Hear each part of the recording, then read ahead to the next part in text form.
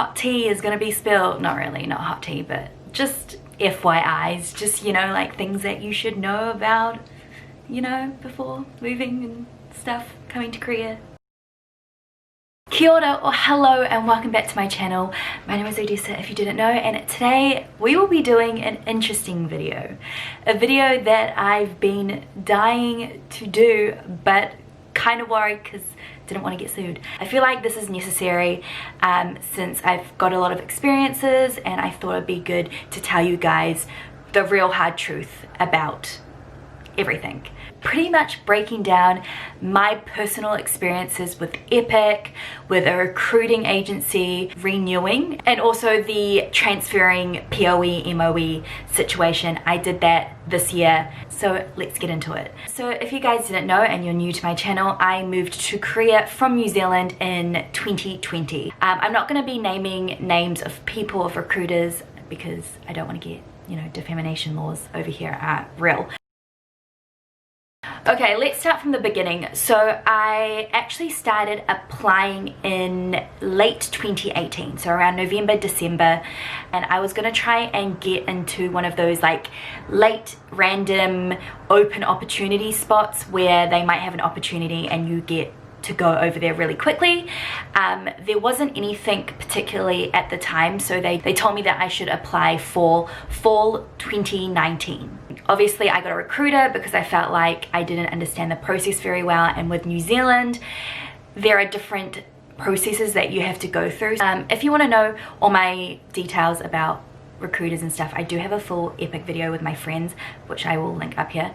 I actually screwed up the first time I applied, so that's on my bad. I sent in the wrong documents. It was all about the apostille situation. I got it certified by Justice of the Peace instead of getting apostilled, which is with the government, that and so and so it pushed me back.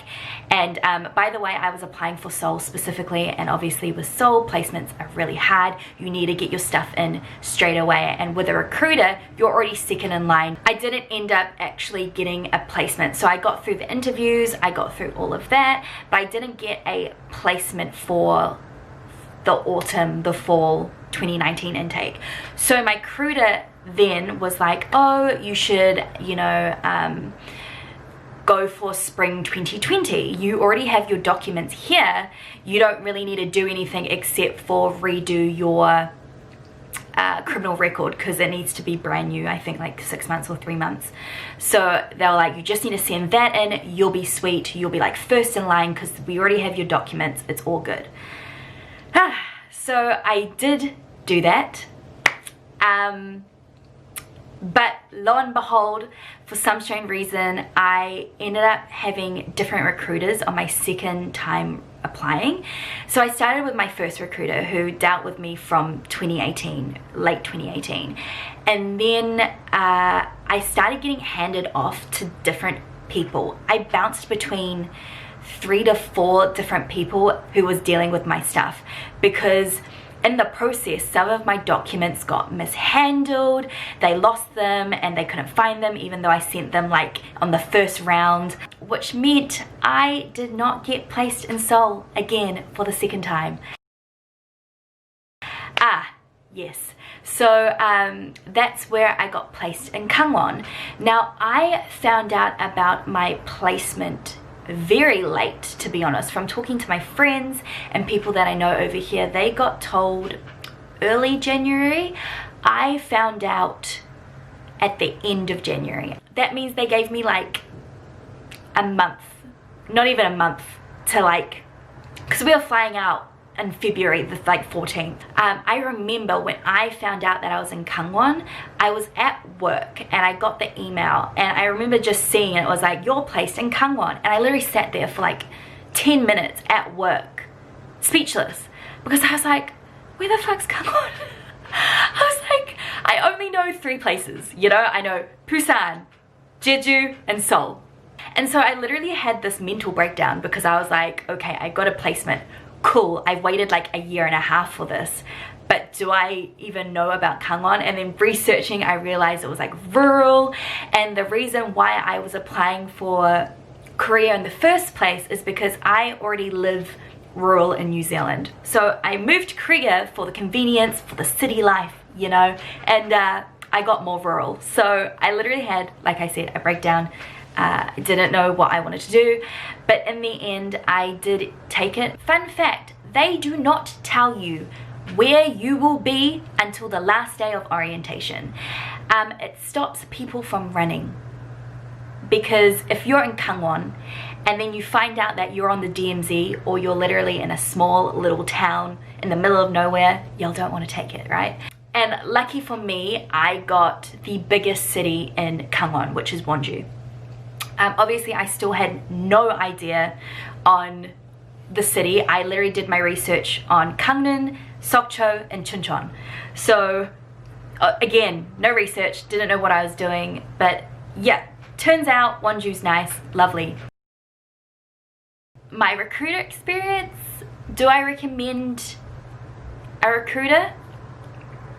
I don't know. I feel like if you're pretty precise and you kind of know what you need and you do your research, then I think you don't need a recruiter. I mean, my experiences with a recruiter wasn't the best. If you need some order, if you think you're gonna, you know, maybe screw up because EPIK doesn't give chances, you know, and with a recruiter they give you chances, I think that's a good idea for you. For me, I'm really lucky that the first time when I did screw up, they had my back and they sorted it out for me. But the second time I felt like more people and they just didn't know how to handle the situation, and so I think I got passed around a lot, which screwed up my chances to get Seoul, which kind of gutted, but here we are. So yeah, my experiences, yikes, a little yikes, not gonna lie. Let's move on to renewing and / transferring. You get your renewing contracts around October, November, where your school asks you, will you be renewing for another year? Now there are 3 options. You can renew for your school, which you get bonuses, really good bonuses. There is, you go back home, so you don't renew, or you can transfer to a different school. And the 4th is you can completely reapply and move educational offices. Now if you want to move educational offices, like going from a POE to SMO, which is like Seoul Metropolitan Office of Education, you will need to reapply. You think that's easy, and it makes it sound like it's easy, but it ain't. So I knew after a year I wanted to try and get Seoul, because my chances were higher. Obviously they weren't taking as many applicants because of COVID. There are more restrictions on different countries. I'm already here, you know, and the one thing you need to do is you don't have to like redo any of your documents when reapplying. So all you have to do is you have to get all the documents from your Office of Education, and then they send it to you, and then you pretty much photocopy it. There are a few extra documents that you need, like a exit and entry notice, which pretty much tells you that you haven't left the country within 6 months, and then you also need to take photocopies of your ARC card and your visa. You need to do 2 exit and entry notices, one at the beginning of your application and one once you've got your placement.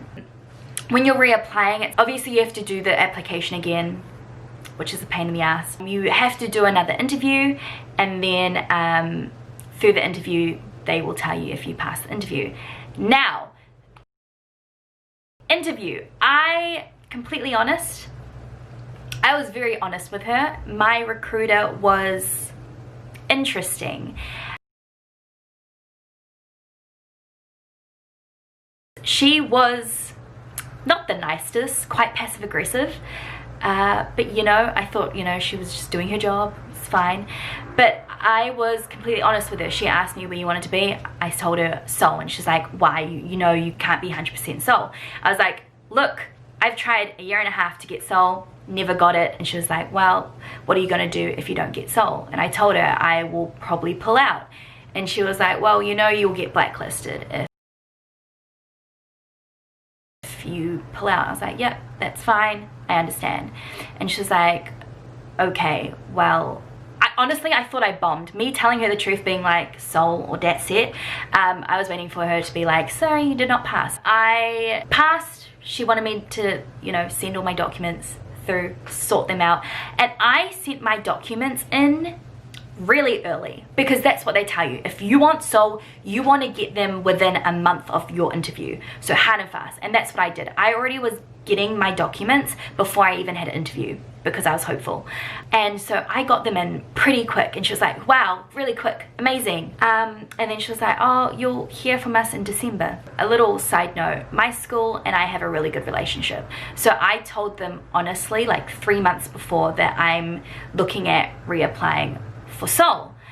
I told them though, if I don't get Seoul, I'd love to renew in Wonju, because I don't want to give up, you know, my school. They're amazing. And they're like, yeah, we'll sort something out. So my school, out of which you can't do, but it's not really a thing, but my school let me sign my contract to renew and called Gangwon Province of Education to tell them that I'm applying for Seoul, and if I don't get Seoul, I will keep my renewal at my school.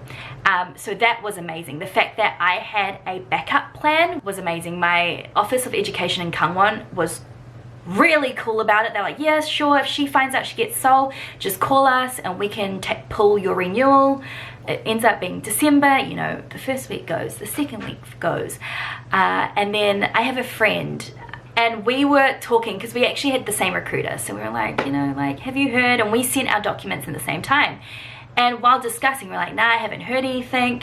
And then the third week of December goes, and then the end of December comes, and he was like, hey, oh my God, I got Seoul, like, wow. And I was like, oh my God, yay. And he was like, you know, you'll definitely get it if we sent our documents at the same time, like, don't worry about it. And so I emailed her, and she was like, I can't tell you anything, you have to be patient, these placements are random, you know, blah blah blah. And I'm like, so does that mean me busting my ass to like send those documents in fast doesn't matter because it's random, that she just like sends them out and like hope for the best, you know? Like, anyway, so I was like, okay, sweet, I'll just be patient, you know? And then I actually heard back, I would say like a week ago. So like January, I actually ended up finding out, like the start of January, I ended up finding out where I was going to be placed. And I was reading the email, I'm like, oh my God, placement. And then it was, congratulations, you got Daegu. And then again, I had another mental breakdown. I just sat at my computer at my school and was like, what the fuck? They really don't want me to get Seoul, do they? Like, honestly, at this point, I fucking give up. For a good couple of weeks, until yesterday, literally yesterday, I was certain that I will take Daegu. I'm like, it's a bigger city, you know, it's obviously a pay cut because it's a bigger city, you get paid less, you don't get the bonus, but I want the city life. This is me assuming that with my notice of appointment, that with the contract that you get sent, that I will find out where I will be placed in Daegu, because obviously I'm already here. I have stuff that I need to move to Daegu, you know, I need to organize all this. So I assume that they tell you. No, they do not. They do not tell you shit. And I don't understand why. And this is what got me triggered. So I was talking to my friends and I was literally on the fence. I was like, what the hell do I do? I love Wonju, I love my school, but Wonju right now, I'm already in comfortable position where I'm a little bored. I'm not going to say it's my Sagittarius blood, but I am a traveler, you know, I get bored really easily. So, you know, I was getting bored of Wonju because, you know, it's a city that kind of reminds me of my home. So I felt like it wasn't that much of a change.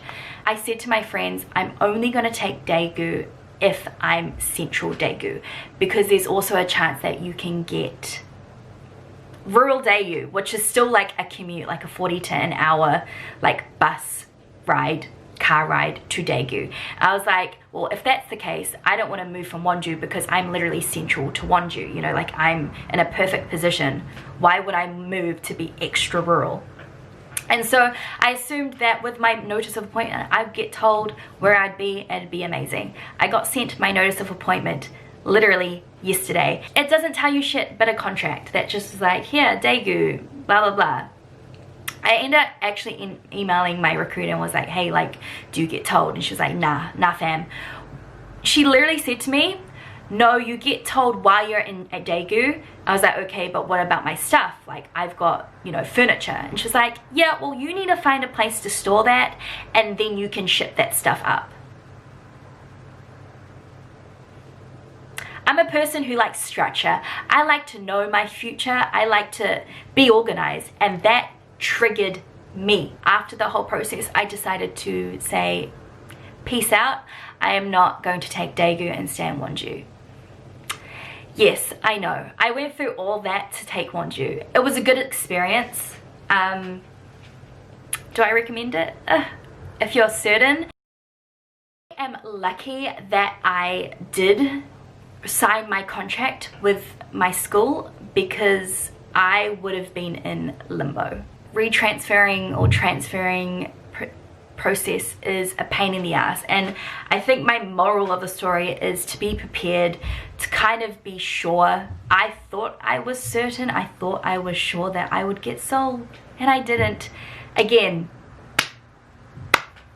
just think about, you know, your friends and payments, like money wise, and the bonuses and all that, and if it's worth the change. Because I think at the start I was very clouded by, oh, big city, amazing, and then I realized I was literally dropping 200,000 won pay. I was literally cutting off the 2 million renewal bonus that you get. I was cutting off the 10 days vacation that you get extra, and then also friends and the best school that I could possibly ask for. So kind of think about that and make sure that it's worth it.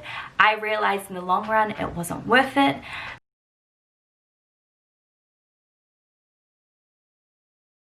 A little update, I emailed my recruiter and she has not replied, even though it's important, because my school needs to know that I have fully cancelled me being in Daegu, which is a pain in the ass. I thought she would email me back, but she hasn't. So yeah, and just don't assume things. I fucked up and assumed so many things, and it screwed me over a little bit. Do I suggest being truthful to your recruiter when you're being interviewed? Like, if you are dead set on a city, I think so. Yeah, I told her the truth and she's like, okay, well, I'll try, just keep that in mind. And maybe that's why she's not replying to me, because she's salty that I am pulling out at the last minute. And maybe that is the reason why they don't tell you still where you are being placed, even if you're here, is because if you don't get the place, they don't want people to run or to take out their applications. I think that's the reason. They're trying to stop people like me from doing them dirty. My experiences with EPIK in general have been great. My Office of Education, fantastic. My school, fantastic. Very lucky. The renewing / transferring process, that was a bit yikes. I should have been more aware, but there's not a lot of information about transferring. So I hope this helps you. I know I waffled a lot because there's so much information in my brain for me to remember what I need to talk about. But if you're interested in renewing or transferring, just comment down below and I can type you a message, or just message me on Insta, because it's a whole different ball game. It's wild. But that goes to show that even when you're here, you might not get Seoul. Is that my delivery? Oh, it's my delivery. Delivery. Again, like this video if you like this video, subscribe if you want to see more videos about my life here, thrifting, fashion, vlogs, kind of stuff, and keep an eye out for a 1-year update realization video with me and my friends. So yeah, okay, bye, ciao, ka kite ano. I will see you soon.